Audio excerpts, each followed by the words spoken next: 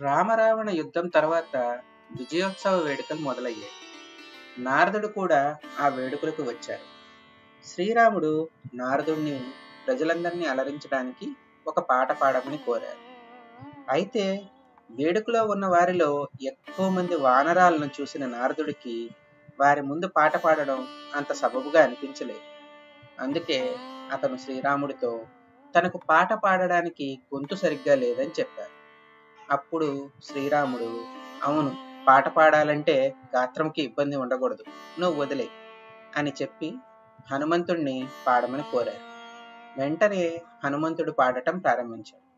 ఆ పాట ఎంత మధురంగా ఉందంటే అక్కడున్న వారంతా అందులో లీనమైపోయి తమ తొడపై తాళం చర్చడం మొదలుపెట్టారు. నారదుడు తన వీణని ఒక రాయిపై పెట్టి పాటలో లీనమై తన తొడపై తాళం చరచడం మొదలుపెట్టాడు. పాట పూర్తయ్యేసరికి నారదుడి వీణ రాయిలో ఇరుక్కుపోయింది. మంచి సంగీతానికి రాళ్ళు కూడా కరుగుతాయి అనే లోకోక్తి గుర్తొచ్చి తన వీణ కరిగిన రాయిలో ఇరుక్కుపోయిందని నారదుడు గ్రహించాడు. అప్పుడు అతను హనుమంతుణ్ణి మరో పాట పాడమని కోరారు. అక్కడున్న వారంతా నారదుడికి మద్దతుగా నిలిచారు. హనుమంతుడు మరో పాట పాడటం ప్రారంభించారు. నారదుడు మళ్ళీ సంగీతంలో లీనమైపోయాడు.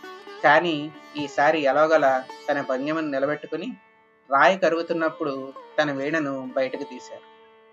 పాట పూర్తయిన తర్వాత అతను హనుమంతుడిని ప్రశంసించి శ్రీరాముడికి క్షమాపణలు చెప్పారు.